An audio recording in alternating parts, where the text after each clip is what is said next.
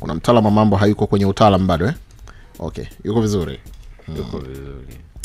Haya. Jamani, ndio. Wataalamu wa mambo wanasema ndizi tunda zinaweza kutoa umeme kwa sababu zina madini ya potassium ambayo yanaweza kusaidia kuzalisha kiasi kidogo cha umeme. Baadhi wanasayansi wamegundua kwamba kutumia ndizi wametengeneza umeme na wamewasha LED light kwa kutumia ndizi zilizounganishwa kwenye orbit.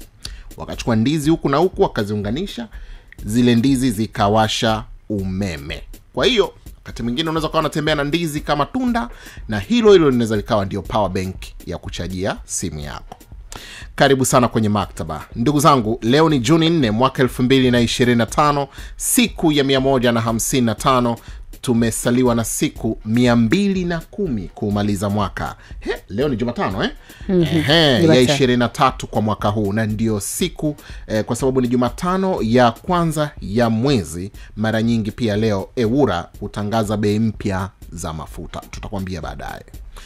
Leo ni siku ya kimataifa ya watoto wasio na hatia waathirika wa unyanyasaji. Siku hii ilitangazwa na Umoja Mataifa mwaka 1882 kushughulikia mashaka ya watoto wanaosumbuliwa na unyanyasaji wa kimwili, kiakili, kiroho na kihisia. Hali mbaya ya watoto wa Palestina na Lebanon wanaosumbuliwa na ukatili unaoendelea ni sehemu ya kuitumia siku hii kuwakumbuka. Shanifahamu?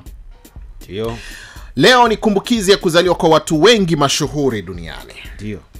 Mmoja wapo ni mwanasiasa kutoka nchini Tanzania anayehudumu kama mkuu wa mkoa kwa sasa, ambaye aliteuliwa na Rais Samia mwaka 2023 baada ya kuteuliwa na Mheshimiwa Rais wa Jamhuri ya Muungano wa Tanzania, Rais Samia Suluhu Hassan. Ni mchangamfu katika mitandao ya kijamii, ambapo anashirikisha taarifa mbalimbali kuhusu shughuli zake za kikazi na kijamii. Si mwingine bali ni Mheshimiwa mkuu wa mkoa wa Manyara, Queen Cuthbert Sendiga. Leo ni birthday yake. Kwa hiyo happy birthday Queen Cuthbert Sendiga, mkuu wa mkoa wa Manyara.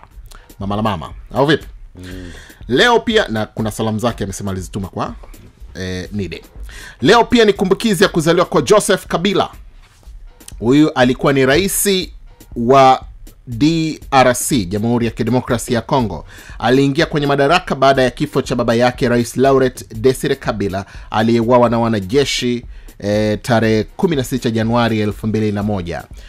Kwa hiyo baada ya kifo cha baba yake, Joseph Kabila akawa rais, na sasa hivi anatamkwa kama rais mstaafu.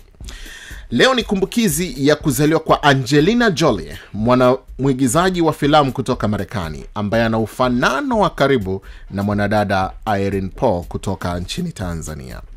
Mengineyo ni kwamba tarehe kama ya leo mwaka 1896 Henry Ford aliendesha gari lake la kwanza, na huu ndio ulikuwa mwanzo wa kukamilisha ubunifu wake wa kipekee kwenye utengenezaji wa magari.